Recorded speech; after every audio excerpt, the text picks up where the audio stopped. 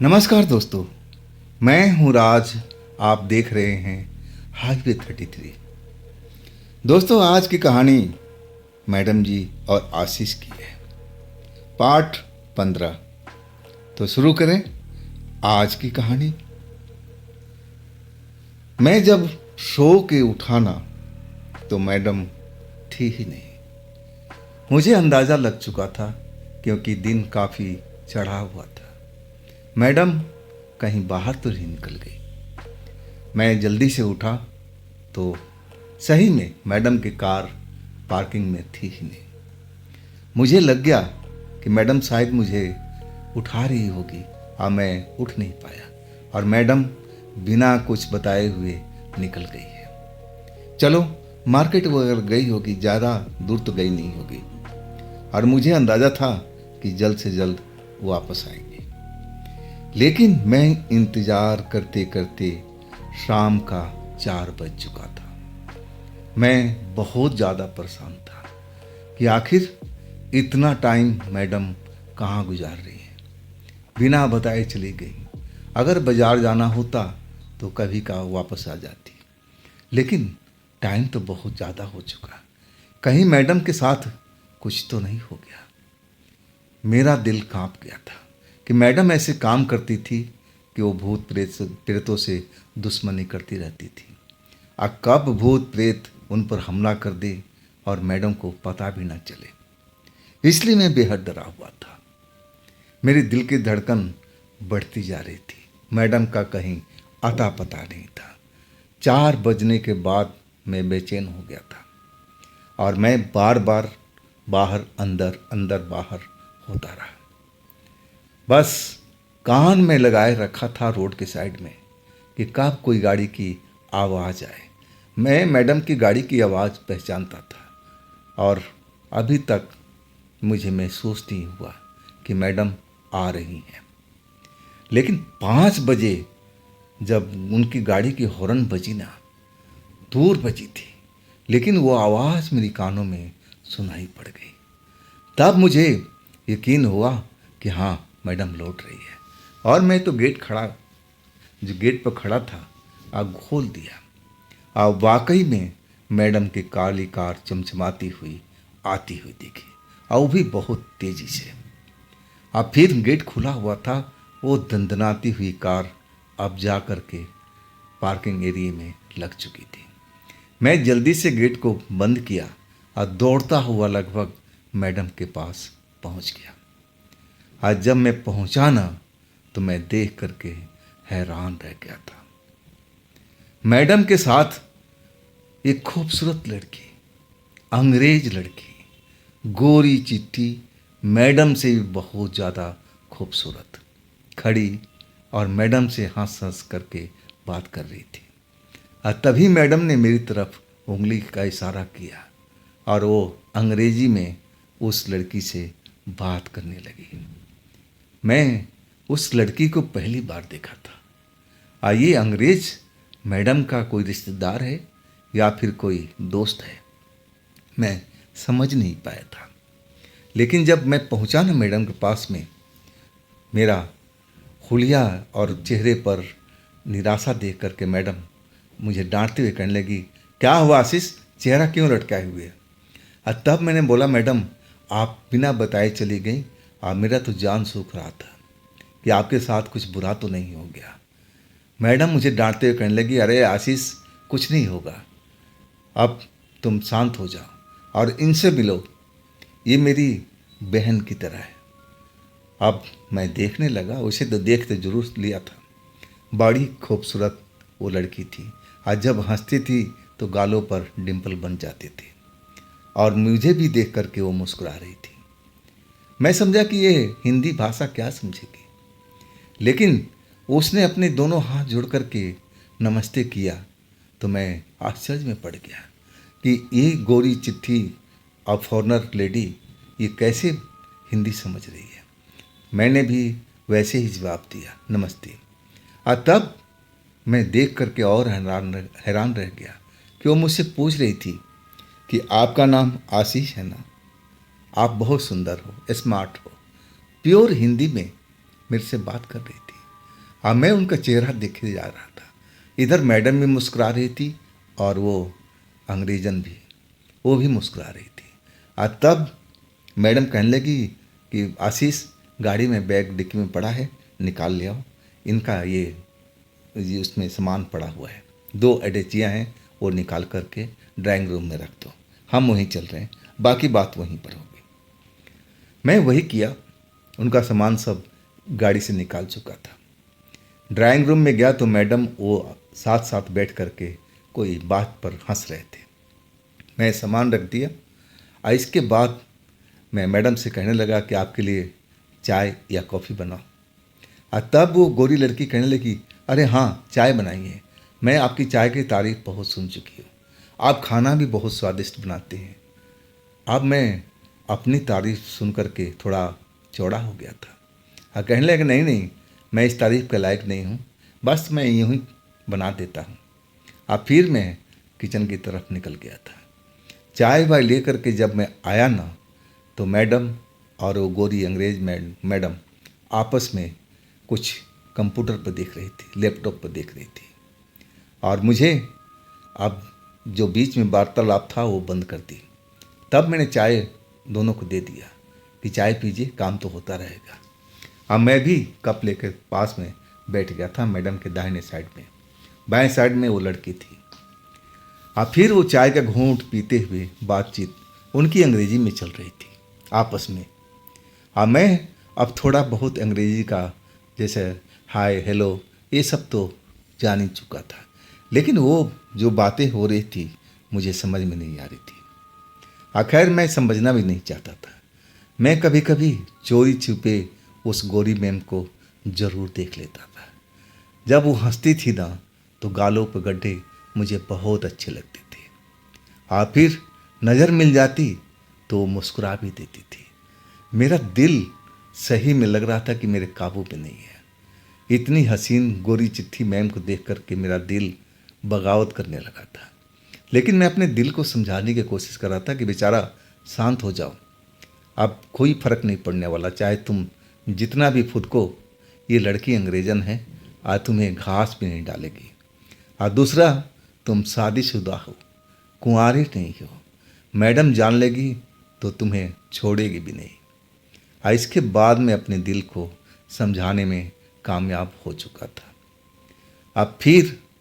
अब जब चाय का दौर ख़त्म हो चुका था, तब मैडम मेरी तरफ मुँह करके बात करने लगी और कहने लगी कि आशीष, मैं तुम्हें अब बताती हूँ, ये जो अंग्रेज़न लड़की है ना, ये बाहर से आई हैं और मैं इन्हीं को लेने के गई थी।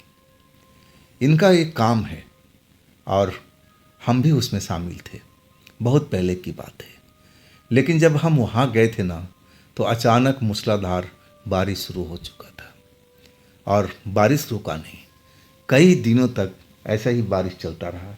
आखिरकार हमें वो काम बंद करना पड़ा था। अब बारिश का मौसम नहीं है, इसीलिए आई हुई हैं अपनी जो काम छूटा हुआ था उस काम को दोबारा करने के लिए, और उसमें हम लोग को भी मदद करनी है। मैं पूछ बैठा कि मैडम कैसा काम है। मैं बिल्कुल अनजान था उनके लिए। अब मैं क्या बोलूं कि कौन सा काम है, नहीं काम है, मैं तो जानता ही नहीं था। मैं तो समझा कि कोई ऐसे ही इनकी सहेली उगली होगी और कोई ऐसा ही विशेष कोई काम होगा, कोई ऑफिस में जाना होगा, कुछ और काम होगा। लेकिन जब मैडम जी ने बताना शुरू किया ना, तो मेरी सांस रुक गई थी। मैं बिल्कुल ध्यान से उनकी बात को सुन रहा था। जब पूरी बात ख़त्म हुई ना, तो मैं उस गोरी मैम का चेहरा देख रहा था और वो मेरी तरफ देख करके मुस्कुराई जा रही थी। मैडम को मैं कहने लगा, मैडम ये तो बड़ा मुश्किल वाला काम है, उस खंडहर में आओ भी रात दिन हमें वहाँ पर ढूंढना पड़ेगा, ये हो पाएगा हम लोगों से? मैडम मुझे डांटते हुए कहने लगी कि आशीष, पहले तुम ना मत क्या करो।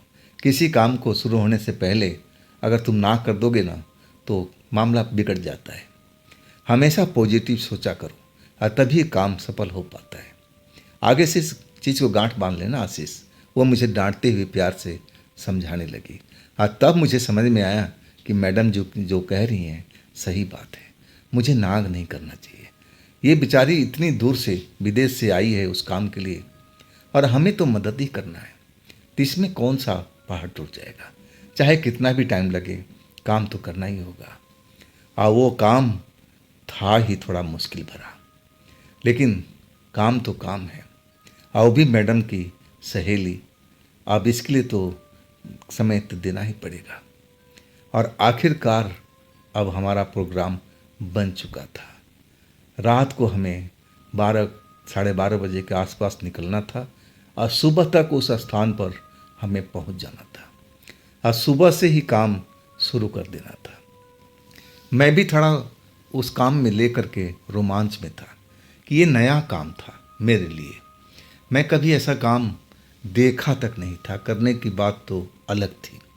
ये विशेष ही काम था। इसके बाद हम तीनों लोग और मैडम जी मैंने पूरी तैयारी के साथ में हम कार में बैठ चुके थे। रात को 12:30 बजते ही इसके बाद हमारी कार हाईवे पर दौड़ने लगी थी। अब जो मैडम थी ना, अब अपनी अंग्रेजन दोस्त को आगे की सीट पर बिठा रखी थी और मैं पिछले सीट पर आराम से अब लेटा हुआ यात्रा का आनंद ले रहा था। और रात भर कार चलती रही। हालांकि 2 जगह पर मैडम ने कार रोका था, चाय वाय पीने के लिए, फ्रेश होने के लिए। इसके बाद लगातार ड्राइव करती रही, जैसे उनके चेहरे पर थकान दिख न रहा हो। बड़ा ही कमाल की उनकी ड्राइविंग और जिगर तो बहुत ही ज़्यादा था। रात भर ड्राइविंग करना मामूली बात नहीं है, और वो भी एक लड़की के लिए। लेकिन सुबह 7 बजे हम एक ऐसे इलाके में आ गए थे जहाँ पर जंगल जंगल, खंडहर खंडहर से दिखाई दे रहे थे। वो जगह ही बड़ा अजीब सी लग रही थी। मुझे पहली नज़र में वो जगह कुछ जमी नहीं, और मैं अब मजबूर था उस जगह पर आने के लिए। मेरे दिल में जैसे कोई कह रहा हो कि आशीष, ये जगह खतरनाक है, यहाँ कुछ भी हो सकता है। आज जब मैं वहाँ के भौगोलिक स्थिति देखा ना, तो मुझे सब पता चल चुका था कि हम एक पहाड़ी क्षेत्र में हैं और ये घना जंगल है। और ये जो रोड है ना, ये रोड के दोनों साइड में जंगल फैले हुए हैं और वहाँ पर खंडहर जैसा दिख रहा है। कभी ये यहाँ पर कोई आलीशान महल रहा होगा, कुछ हवेली रही होंगी, लेकिन अब सब मटिया मिट हो चुका था। बस वो खंडहर ही बचा था। अब भला खंडहर में हम लोग क्या काम करेंगे, किस चीज़ का ये ढूंढने के लिए आई है मैडम। इसके बाद कार रुक गई थी। हमारे पास नाश्ते वगैरह का पूरा सामान मैडम ले के चली थी और कार में ही हम नाश्ता, चाय वगैरह सब कुछ ले चुके थे। इसके बाद मैडम कहने लगी कि आशीष, मैडम जो बोल रही हैं वो सामान निकाल देना, बाकी सामान उसी में रहने देना। इसके बाद गौरी मैम डिक्की के पास आ गई और जब हम दोनों एक साथ खड़े हुए ना, तो उनके जो शरीर की खुशबू आ रही थी, मुझे तो पागल बना रही थी। बस दिल कर रहा था कि बस एक बार मेरी बाहों में समा जाए। मैं मन ही मन कल्पना कर रहा था और शायद उस कल्पना से वो अनजान थी। अब मुझे बार बार कर रही थी कि आशीष, ये वाला बॉक्स नहीं, ये वाला नहीं, हाँ ये वाला ज़रूर निकालिए आप, इसी में सारा सामान है। मैं उनके ज़्यादा से ज़्यादा नज़दीक जाना चाहता था। कई पल ऐसा आया कि हम दोनों बिल्कुल एक साथ सटकर खड़े थे। वो पल मेरे लिए सबसे बड़ा पल था।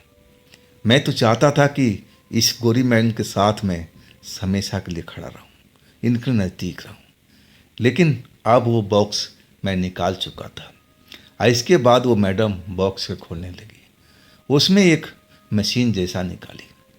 मैं समझ नहीं पाया था कि ये मशीन किस काम में आता है, पहली बार जो देखा था। इसके बाद वो मशीन मुझे कही कि आप आशीष लेके चलो अंदर में, खंडहर में।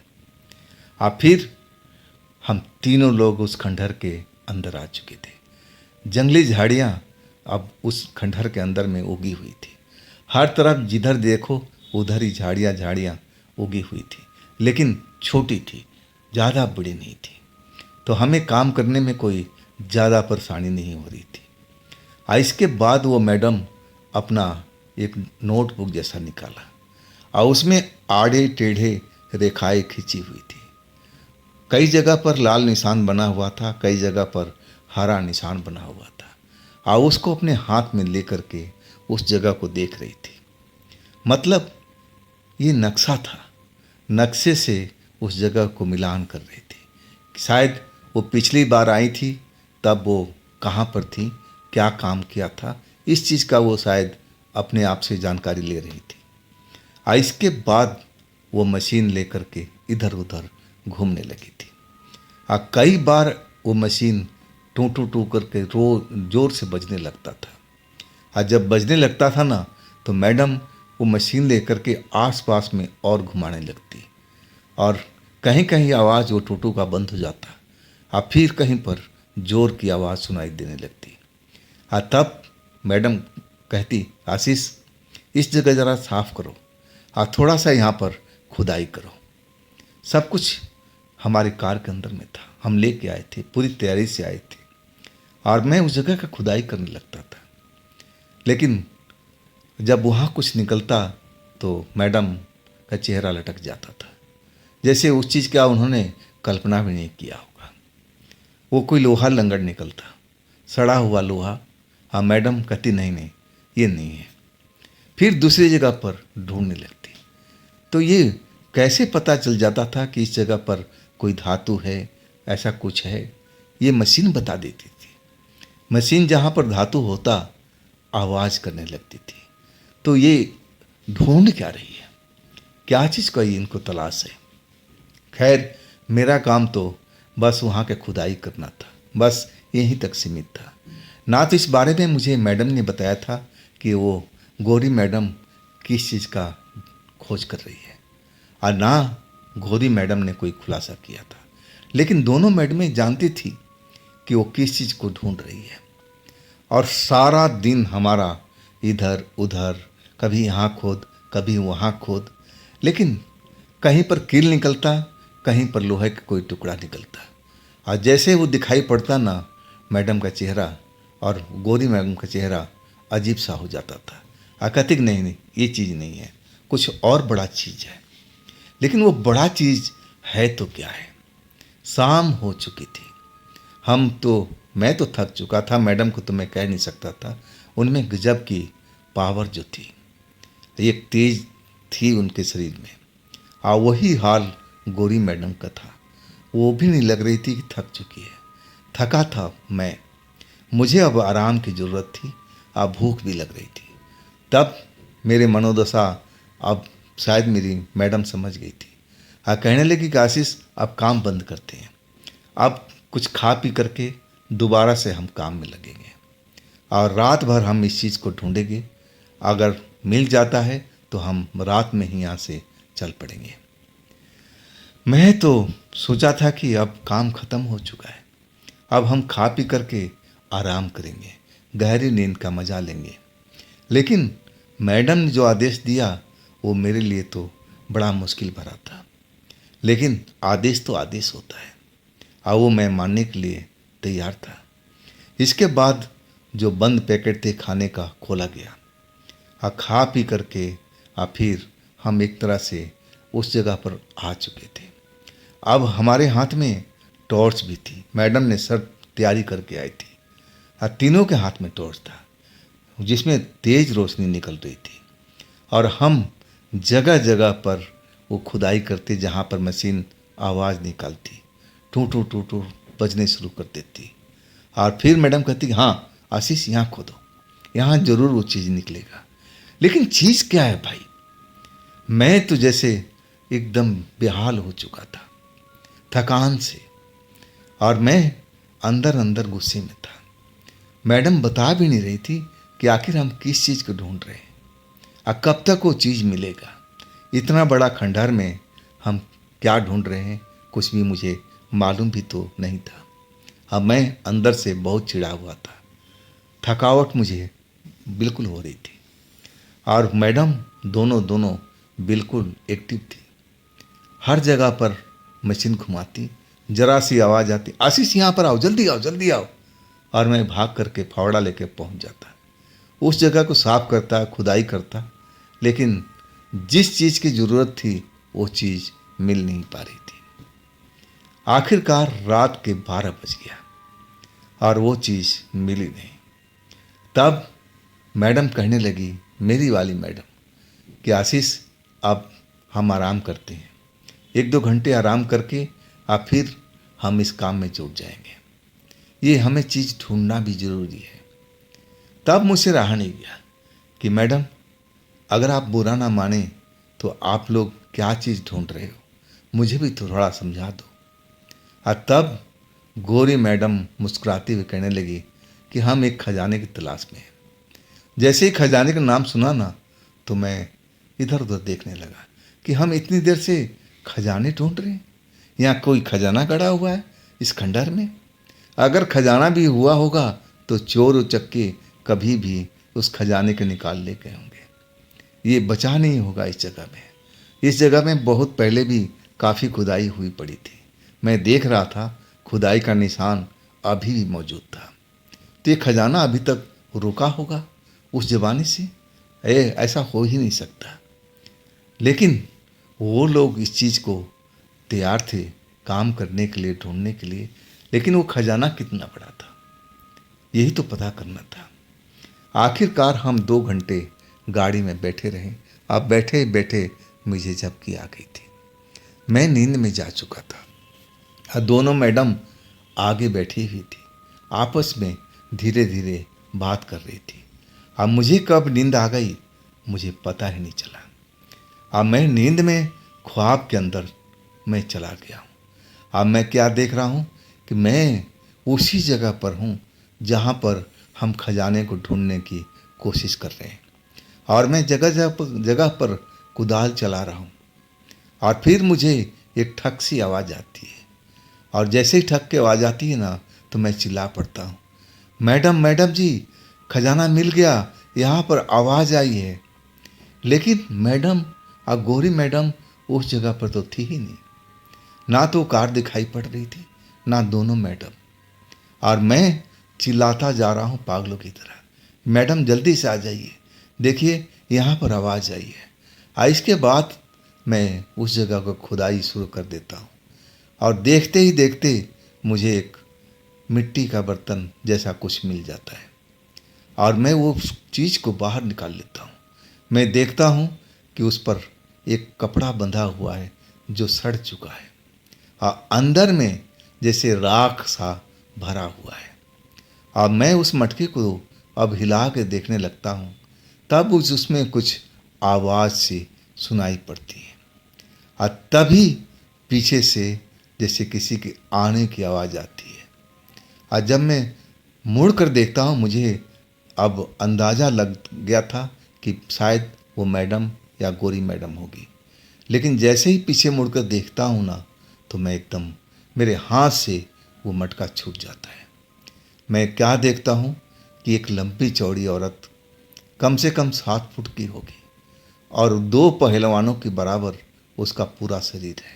इतनी लंबी चौड़ी मैंने ऐसी औरत कभी देखी नहीं, और तेज कदमों से अपना पैर पटकते हुए मेरी तरफ आ रही है, और आते ही वो मटके की तरफ घूरने लगती है, और फिर वो मेरा गला पकड़ लेती है और कहती, तेरा हिम्मत कैसे हुआ इस चीज़ को छूने को? इस चीज़ को मैंने काफ़ी बरसों से छुपा के रखी हूँ, और तू ये चीज़ को ढूंढ लिया, और तुझे ये चीज़ मिल भी गई, और तू इसे तोड़ भी दिया। अब मैं तुझे नहीं छोड़ूंगी, अब मैं तुझे नहीं छोड़ूंगी, तेरा मरना बिल्कुल तय है, मैं तुझे मार कर ही छोड़ूंगी। और इसके बाद वो दोनों हाथों से मेरा गला पकड़ लेती है, हवा में उठा देती है, और मैं डर के मारे, मैडम जी, गौरी मैडम जी, मुझे बचा लीजिए, मुझे बचा लीजिए, लेकिन कोई भी बचाने के लिए नहीं आता है। उस जगह पर तो ना तो कार दिखती है, ना गौरी मैडम और ना मेरी मैडम। अब ये लोग कहाँ गए? ये औरत तो मुझे मारने पर लगी है, और आखिरकार मेरा दम घुटने लगता है। जैसे मैं सांस नहीं ले पा रहा हूँ। आज ज़ोर ज़ोर से चिल्लाने की कोशिश करता हूँ, अपने हाथ पैर अब उससे आज़ाद होने की कोशिश कर रहा हूँ। आज तभी ऐसा लगा कि जैसे मैं मरने वाला हूँ।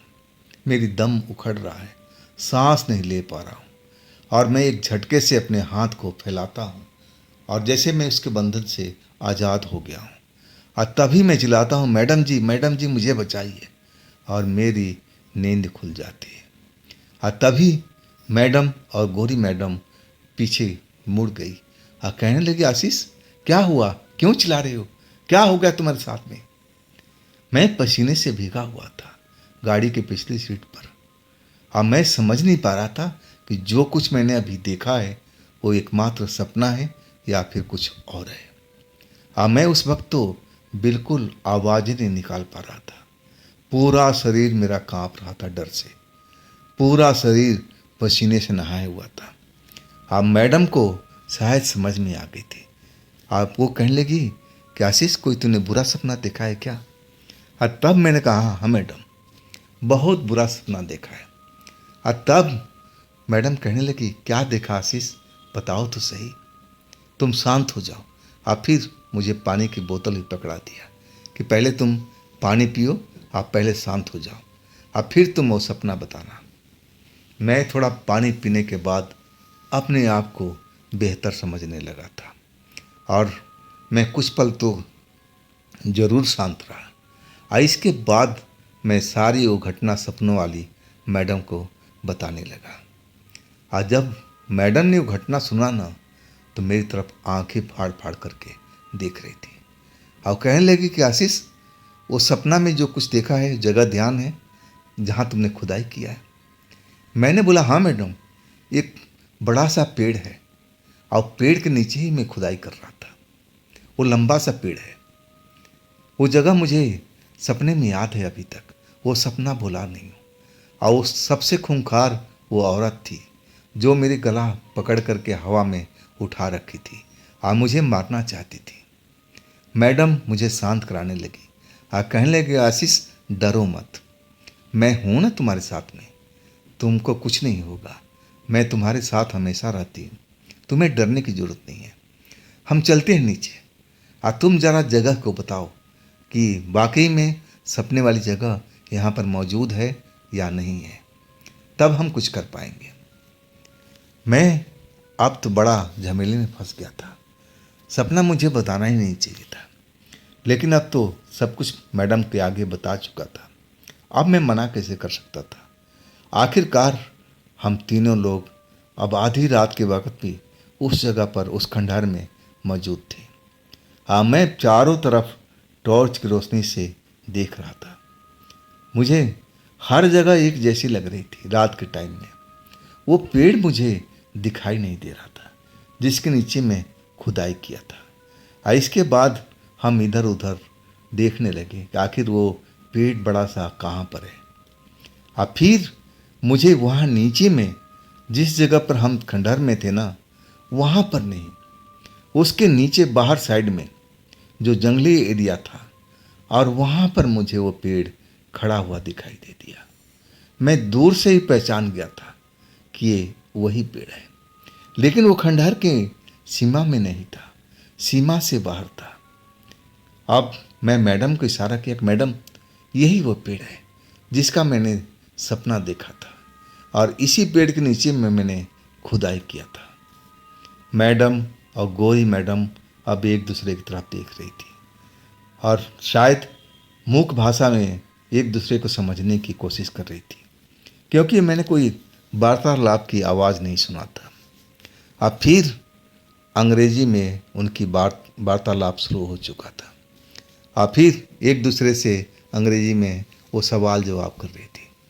अब फिर मुझे मैडम कहने लगी, आशीष अब ऐसा करो, फावड़ा ले आओ, गाड़ी से भाग के जाओ। मैं जब गाड़ी की तरफ जाने लगा ना, तो मुझे डर लग रहा था। मुझे लग रहा था कि मेरे पीछे पीछे कोई चल रहा है, वही भारी कदमों की आवाज़ जो मैंने उस वक्त सपने में सुना था। अब मैं पलट कर देखता तो कोई नहीं होता, लेकिन वो आवाज़ मेरी कानों में निरंतर चलती रही थी। मैं डरा हुआ जरूर था, लेकिन मैडम का आदेश था वो पालन तो करना ही था। फिर मैं कार की जगह पर आ गया जहाँ फवाड़ा और बाकी सामान रखा हुआ था। मैं वहाँ से फवाड़ा जब लेके चला ना, तो मुझे लगा एक पल किसी ने मेरा हाथ को पकड़ लिया है। मैं आगे बढ़ नहीं पा रहा हूँ। अब तो मेरा होश गुम हो चुका था। ना तो मैं चिल्ला सकता था, ऐसा मेरा आवाज़ जैसे किसी ने दबा दिया हो। मैं बिल्कुल डरा हुआ था, बदन कांप रहा था। मैडम को मैं चिल्ला के बताना चाहता था कि किसी ने मुझे पकड़ लिया है, लेकिन पकड़ने वाला कोई दिखाई नहीं दे रहा था और मैं बढ़ भी नहीं रहा था। आखिरकार मैडम को लग गया कि मैं देर हो चुका हूँ, अभी तक आए नहीं।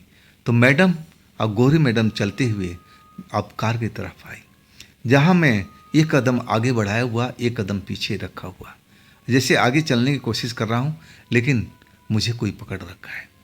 और तब मैडम चिल्ला के कहने लगी, क्या हुआ आशीष, क्या रात भर यहीं ऐसी तरह खड़े रहोगे?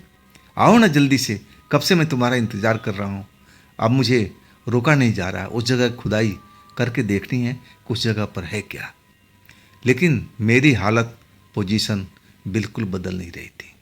जैसा मैं था वैसा एक वैसा खड़ा रहा। ना तो मैं चिल्ला पा रहा था, ना आगे बढ़ पा रहा था। तब मैडम को एहसास हुआ कि मेरे साथ कुछ बुरा हो चुका है और दौड़ती हुई मेरे पास में आई और उन्होंने मेरा हाथ को पकड़ लिया। जैसे ही हाथ पकड़ा ना, तो मेरे शरीर में एक ऊर्जा भरने लगी। अब फिर वो जो शक्ति जो थी मुझे पकड़ रखी थी, अब लगा कि वो मेरा हाथ छोड़ दिया है। मैं पहले की तरह सामान्य हो गया। मैं जल्दी से मैडम को बताने लगा, मैडम किसी ने मुझे जैसे मेरा हाथ पकड़ के रोक रखा हो, मुझे जाने नहीं दे रहा था उस जगह पर। मैडम अब सोचने लगी थी और कहने लगी कि आशीष, हम लोग देर कर रहे हैं, जल्दी आओ, ये जगह वाकई रात में काम करने लायक नहीं है। मैं उनका मतलब बिल्कुल समझ गया था और हम तीनों के तीनों अब उस पेड़ के पास पहुंच गए थे। लेकिन मैं पीछे मुड़ मुड़ करके देख लेता था कि कहीं कोई पीछे तो नहीं आ रहा है, लेकिन ना तो अब आवाज़ सुनाई पड़ रही थी, ना कोई मुझे दिखाई दे रहा था। लेकिन डर इतना लग रहा था कि जैसे ही कोई जरा सा तेज आहट होती ना जंगल में, कोई चिल्लाता, कोई जानवर, कोई पक्षी, तो मेरा तो दिल तेजी से धड़कने लगता था, मैं कांप जाता था। और आखिरकार हम उस पेड़ के पास पहुंच गए। वो पेड़ ढलान पर था। वहां पहुंचने में थोड़े हमें कठिनाई का सामना भी करना पड़ा। बड़ा संभल संभल करके हमें उस जगह पर जाना पड़ा जहां पर पेड़ खड़ा था। इसके बाद वो मैडम मशीन लिए हुए थी और वो मशीन को उस जगह पर घुमाने लगी और एक जगह पर उनको जैसे तेज आवाज़ सुनाई देने लगा, beep beep T T T T T T, ऐसा ही आवाज़ आ रहा था। और फिर उन्होंने एक निशान सा लगा दिया गोल और कहने लगी कि आशीष, इस जगह पर खुदाई करो, यहीं पर वो सामान हो सकता है जिसकी हमें तलाश है। और वाकई में मुझे बेहद डर लग रहा था। मेरा दिल नहीं कर रहा था कि मैं उस जगह पर खुदाई करूं। अगर वो भूतनी फिर आ गई तो तब क्या होगा। लेकिन मैडम जी थी साथ में, अब गौरी मैम थी।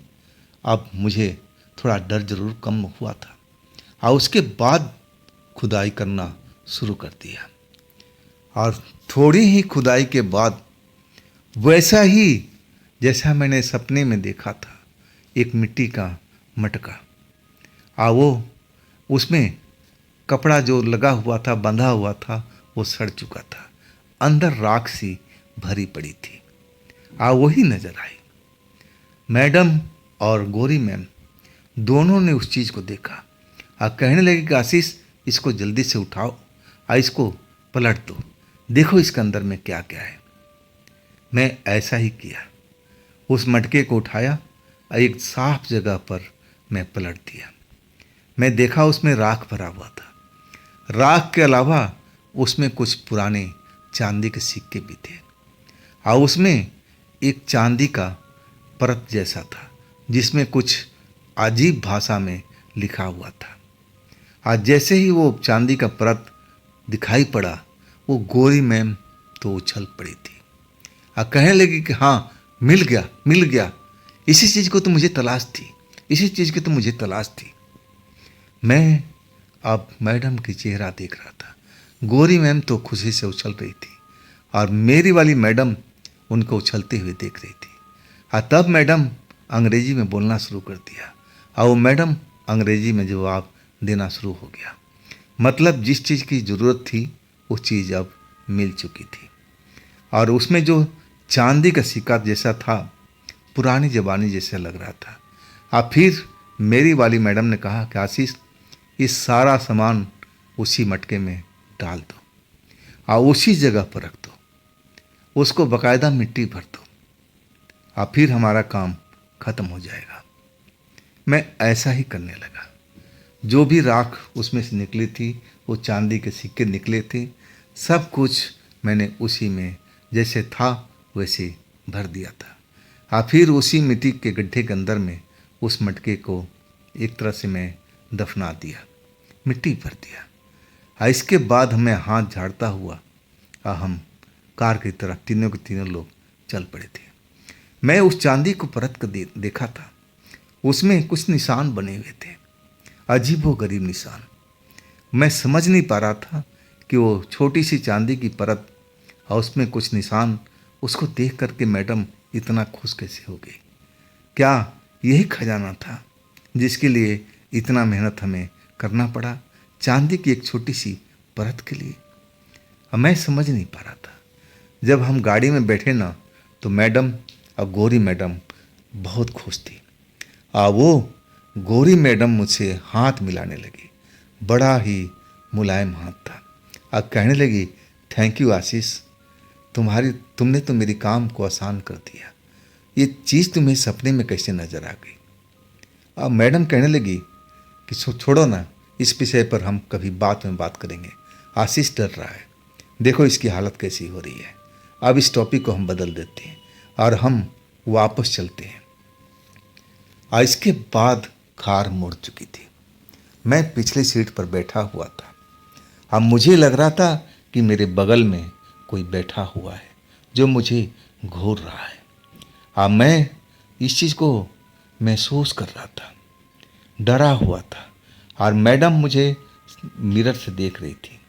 मेरे चेहरे पर पसीने के बूंदे देख करके वो कहने लगी, आशीष क्या हुआ? ये पसीना तुम्हारे चेहरे पर कैसे आया? क्या बात हुई? बताओ बताओ। मैं कहने लगा, मैडम कुछ नहीं, बस यूं ही मुझे थोड़ा डर लग रहा है। और तब मैडम मुस्कुराते हुए कहने लगी, आशीष डरो नहीं, मैं हूँ ना तुम्हारे साथ में, मैं तुम्हारे साथ हमेशा हूँ, तुम्हें डरने की ज़रूरत नहीं है। और इसके बाद कार दौड़ ही रही थी और एक जगह पर जा कर के कार रुकी। तब मैंने देखा कि वो कोई होटल था, ठहरने वाला होटल। और इसके बाद अब मैडम भी उतर चुकी थी, गोरी मैडम भी, और मुझे भी कहा गया कि आप भी उतर जाओ। और कुछ सामान डिक्की से निकलवा लिया और फिर अब रिसेप्शन के पास में पहुंच गई और कहने लगी, मेरी अब एक कमरा चाहिए, डबल बेड वाला कमरा खाली है ना? अब जो मैनेजर था, इंचार्ज था रात का, कहने लगा, मैडम हाँ, एक ही रूम खाली है, वो भी डबल बेड वाला। मैडम हंस के कहने लगी कि बस हमें एक ही चाहिए। तब वो कहने लगे, आप लोग 3 लोग हैं, ये अब डबल बेड पर 3 लोग कैसे सो पाओगे? मैडम कहने लगी, आप उसकी चिंता मत करो, हम एक ही लोग हैं, हम एक ही परिवार हैं, हम एडजस्ट कर लेंगे। और इसके बाद चाबी लेकर के हम दूसरी मंजिल पर, वो रूम था, आ चुके थे। बड़ा सा रूम था, बड़ा सा पलंग बिछा हुआ था, उसमें 2 क्या 4 लोग सो सकते थे, इतना बड़ा वो पलंग था। वो इंचार्ज कर रहा था कि 2 ही लोग सो पाएंगे। ये कैसा सोना है भाई, हम तो इस अगर ज़रूरत पड़ती इसमें 6 भी सो सकते हैं। मैं मन ही मन हिसाब लगा रहा था, लेकिन मैं समझ गया कि बड़े लोग की बड़ी बात है, अब ये तो चोंचलेबाजी है ही। इसके बाद अब मैडम बाथरूम में चली गई थी। रात का आधी रात से ऊपर का टाइम, और हम एक होटल में, मतलब रात हमारा यहीं बीतेगा। इसके बाद मैडम फ्रेश होके आई। फिर गौरी मैडम गई। तीसरा नंबर मेरा लगा। अब मैं भी फ्रेश होकर के अपने आप को सही ढंग से कर लिया था। नींद आ रही थी। इसके बाद हम लोग बिस्तर पर गिरे।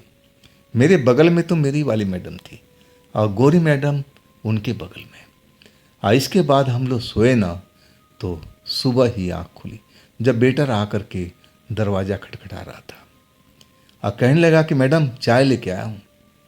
मैं जाके दरवाज़ा खोला तो सही में वेटर ही था। चाय मैंने पकड़ लिया, ट्रे ही पकड़ लिया। कहना भैया आप जाओ, मैं देख लूँगा बाकी। मैं मैडमों को जगाया कि आप जागिए और चाय आ चुका है। इसके बाद चाय पी करके वो लोग फ्रेश होने लगे।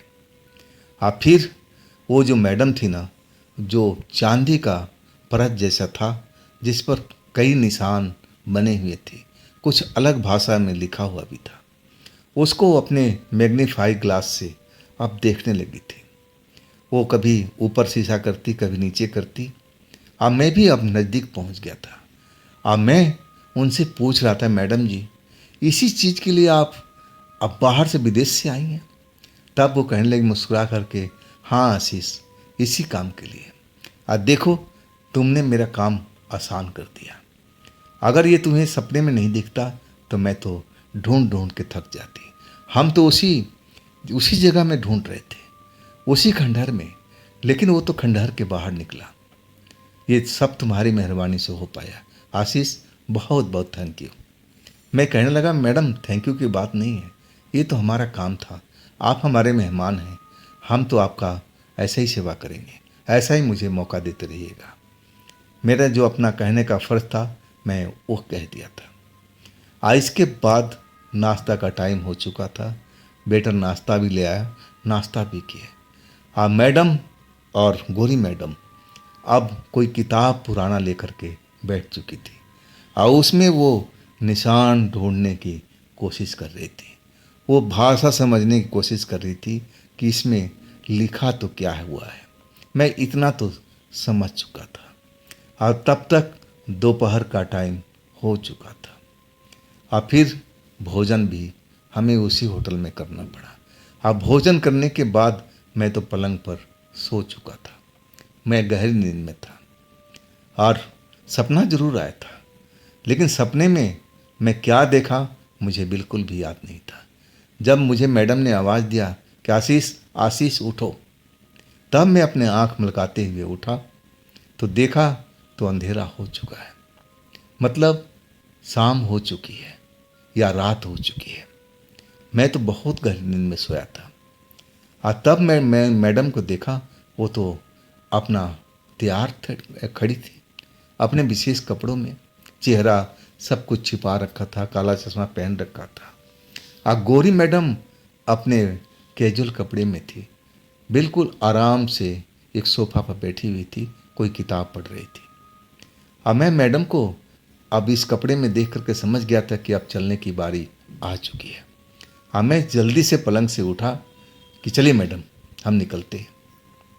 तब मैडम मेरी तरफ देख के कहने लगी कि सुनो आशीष, तुम तो यहीं पर रहोगे, मैं जा रहा हूँ एक विशेष काम से। अब मैं कोशिश करूँगी कि सुबह तक लौट आऊँ, नहीं तो कल दोपहर तक तो मैं ज़रूर लौट आऊँगी। तब तक तुम दोनों इसी होटल में, इसी कमरे में आराम करो, रुको। कोई विशेष घबराने की ज़रूरत नहीं है, मैं जल्दी से जल्दी लौटने की कोशिश करूँगी।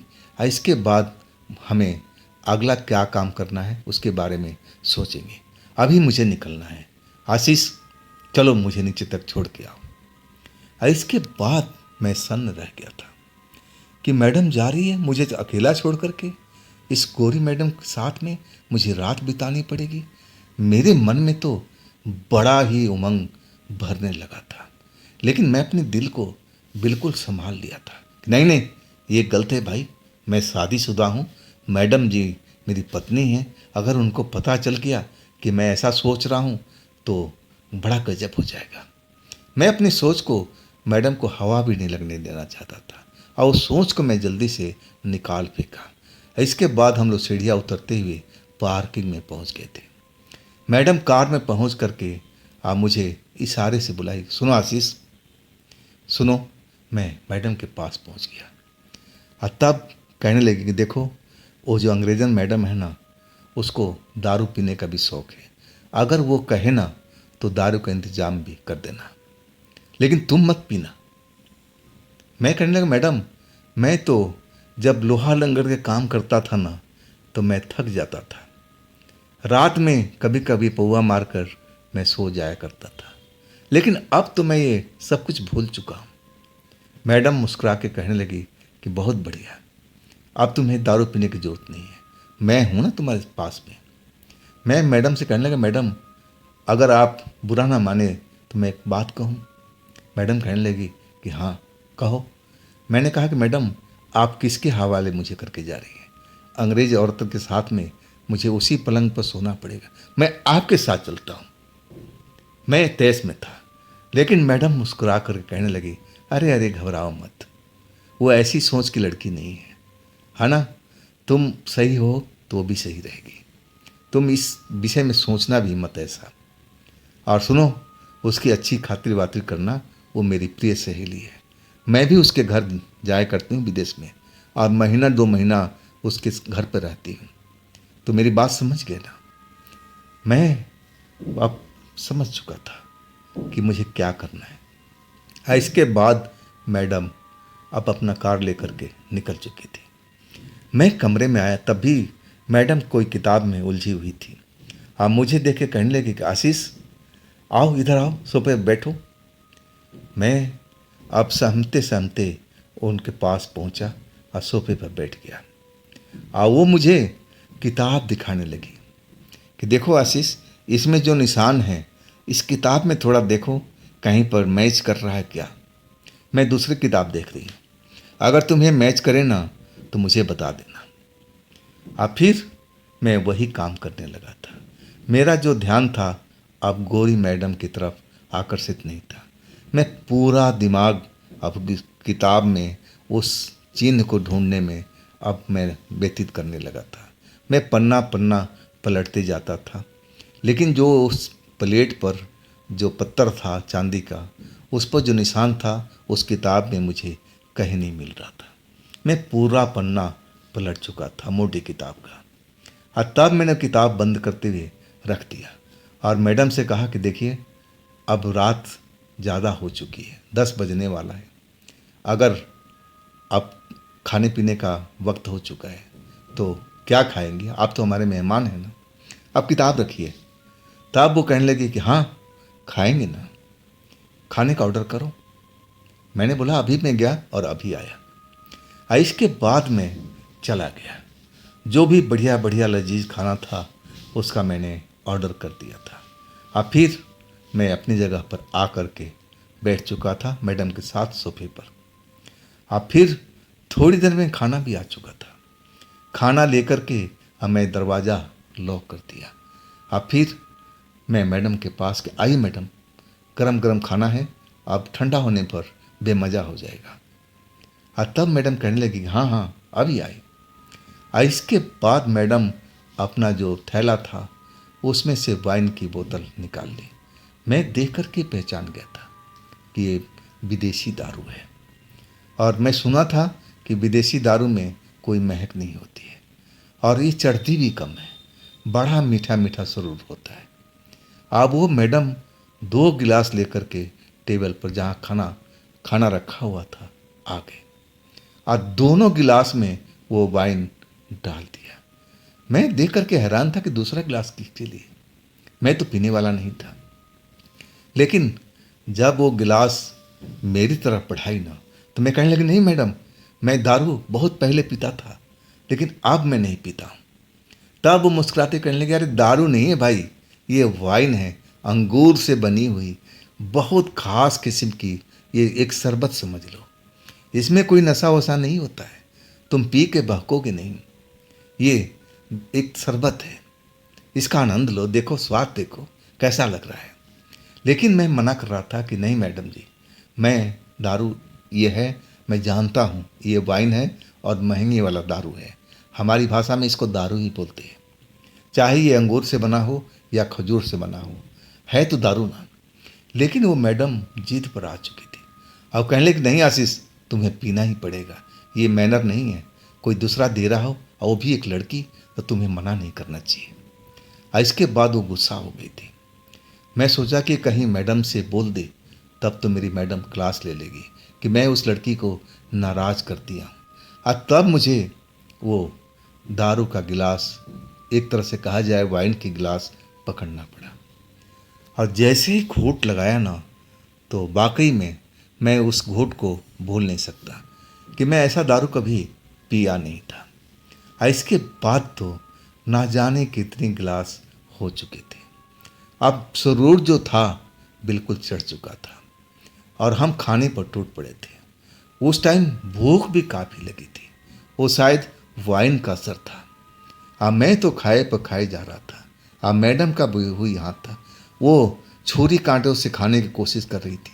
लेकिन मैं कह रहा था कि मैडम, हाथों से खाइए, देखिए हाथों में कितना स्वाद होता है, ये छुरी कांटों में नहीं आएगा, आप खा कर देखिए।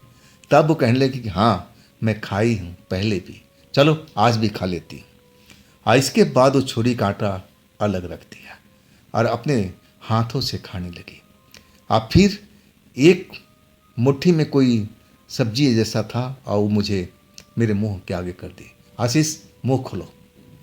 मैं भी देरी नहीं किया मुंह खोलने में, और वो मेरे मुंह के अंदर अपने हाथों से डाल दी।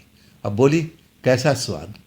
मैंने बोला, गजब का स्वाद है, और आपकी हाथों से तो बड़ा ही अजीब लग रहा है, बहुत ही मीठी स्वाद है। और इसके बाद खाना पीना खत्म हो चुका था। हम कहें दोनों के दोनों मदहोशी में अब डूबे हुए थे। अब मेरी आंखों में तो नींद अब छा रही थी और मैं सोना चाहता था।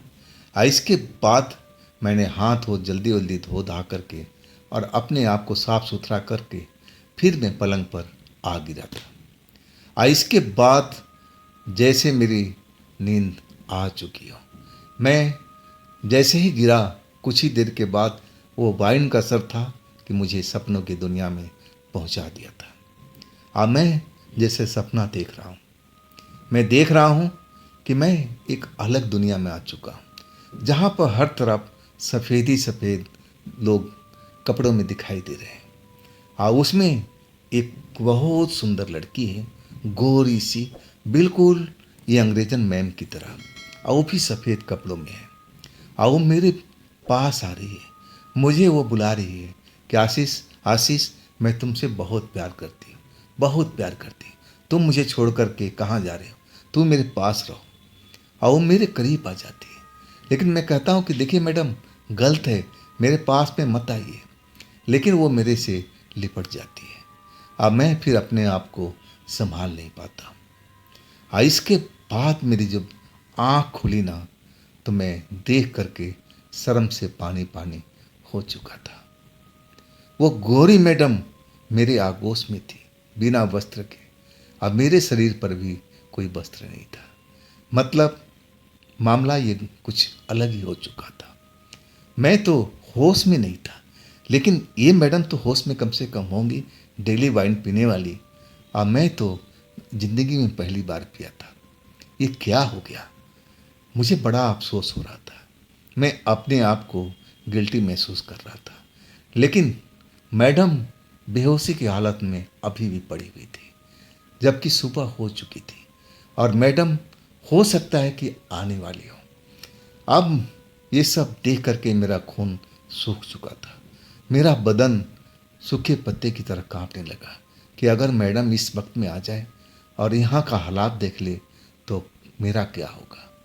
मैं बेहद डर चुका था और मैं गोरी मैम को जल्दी जल्दी उठाने लगा कि मैडम उठ जाइए, उठ जाइए। और इसके बाद मैडम अंगड़ाई लेते हुए कहने लगी, आशीष, तुम बहुत प्यारे हो। अब फिर झटके से आँख खोल दी। अब बिना शर्म हया के बस एक तौलिया लपेट करके अब बाथरूम की तरफ चली गई। मैं थर थर काँप रहा था ये सब दृश्य देख करके। मैं समझ नहीं पा रहा था कि ये मेरे से गलती कैसे हो गई।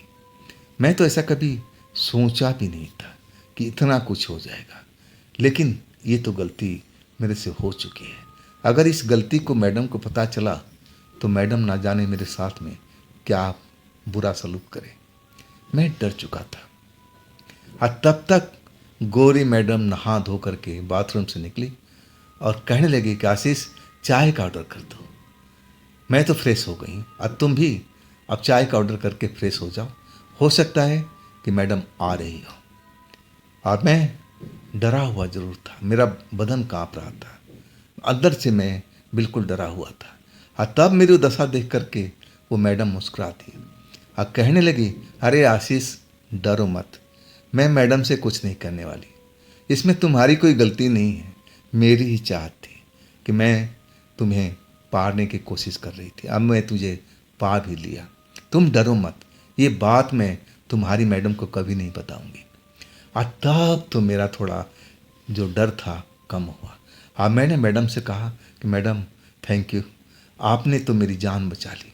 और फिर मैं भागता हुआ काउंटर की तरफ नीचे उतर गया, जल्दी से चाय का ऑर्डर दिया। अब फिर मैं भागता हुआ वापस बाथरूम में, ताकि मैं जल्दी नहा के फ्रेश हो जाऊं। अगर मैडम आ जाएगी तो कम से कम मैं फ्रेश तो लगूंगा। हाँ, वही मैं अब फ्रेश हो चुका था, चाय आ चुकी थी, लेकिन मैडम का अभी कोई पता नहीं था। आखिरकार हम दोपहर का खाना भी खा चुके थे और मैडम अपने किताबों में उलझी रही। अब मुझे भी एक किताब दे दिया था कि अब इसमें देखो आशीष, इसमें शायद वो निशान मिल जाए। लेकिन वो किताब को मैं सारा पलट कर देख लिया, लेकिन निशान नहीं मिला। शाम भी हो चुकी थी, मैडम का कोई अता पता नहीं था। आखिरकार रात भी हो गई। मुझे लगने लगा कि किसी वक्त में मैडम आती होगी, लेकिन मैडम नहीं आई। रात का करीब अब 10 से ऊपर का टाइम हो रहा था। और तभी गौरी मैडम अंगड़ाई लेके उठी और कहने लगी, आशीष, खाने का ऑर्डर दे दो। शायद मैडम आज नहीं आ पाएंगी, वो काम में ज़रूर फंसी हुई हैं, तभी नहीं आएंगी, कल ज़रूर पहुंच जाएंगी। और मैं खाने का ऑर्डर दे करके आ चुका था। और इसके बाद मैं जब लौटा ना तो देखा कि मैडम वाइन की बोतल निकाल करके टेबल पर रख चुकी थी और उनके चेहरे पर शरारत भरी मुस्कुराहट नाच रही थी। और वो मुस्कुरा रही थी तो गालों में अब डिम्पल मुझे दिखाई दे रहे थे। और मैं मैडम की तरफ, गौरी मैडम की तरफ अब मैं भी देख रहा था कि उनकी आँखों में जो नशा था मुझे बिना वाइन पिए अब महसूस हो रहा था कि उनकी अब इच्छा क्या है। मैडम तो आज नहीं आएंगी, इसका मतलब ये जो रात है फिर से हमारा है। अब फिर वही हुआ। खाना पीना खाने के बाद जब हम लोग सोए तो सुबह ही उठे थे। अब बिल्कुल ताज़ा थे। अब तो मुझे डर भी नहीं लग रहा था, क्योंकि वो मैडम का कहना था कि मैं देखो, ये सब मेरी मर्जी से हुआ है, तुम्हारी इसमें कोई मर्जी नहीं थी और तुम्हें डरने की ज़रूरत नहीं है। मैं मैडम को कभी नहीं बताऊंगी कि मैं तुम्हारे साथ हम बिस्तर हुई हूँ। तुम बिल्कुल अब इसका चिंता छोड़ दो। और इसके बाद हम फ्रेश होकर के बैठ चुके थे और कुछ ही देर के बाद दरवाजे पर दस्तक हुआ। मैं भाग के गया, दरवाज़ा खोला तो मैडम ही थी और मैडम के हाथ में एक बड़ा सा थैला था और वो थैला मुझे पकड़ाते हुए कहने लगी कि चलो आशीष, अंदर ले चलो। और मैं जब थैला उठाया तो वाकई उस थैले में वजन था। मैं समझ गया कि कोई भारी वस्तु है। और इसके बाद मैं सोफे पर आ चुका था और वो दोनों आपस में गले मिल रही थी।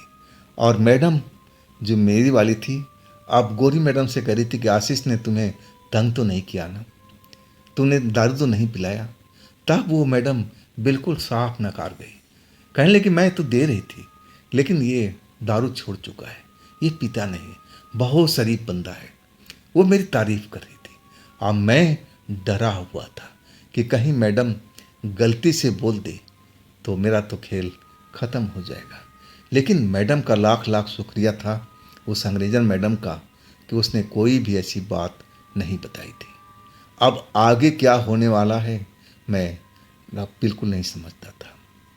लेकिन दोस्तों ये जो कहानी है ना, यहीं पर ये ख़त्म होती है और अगला पार्ट मैं जल्द लेके आऊँगा, पार्ट 16। वो भी बहुत रोमांच भरा एपिसोड होगा। अब मुझे इजाज़त दीजिए। अब फिर मैं कल दूसरी कहानी के साथ मिलता हूँ। अब परसों अब मैडम जी की कहानी अंग्रेज मैडम के साथ में अब वो पार्ट 16 मैं लेके आऊँगा। तब तक तो आपको थोड़ा इंतज़ार करना पड़ेगा। अब दूसरी कहानी भी तो मैं कल डालूँगा, उसका भी तो आप आनंद लीजिएगा। तो दोस्तों फिर हम मिलते हैं इसी कहानी के साथ में परसों।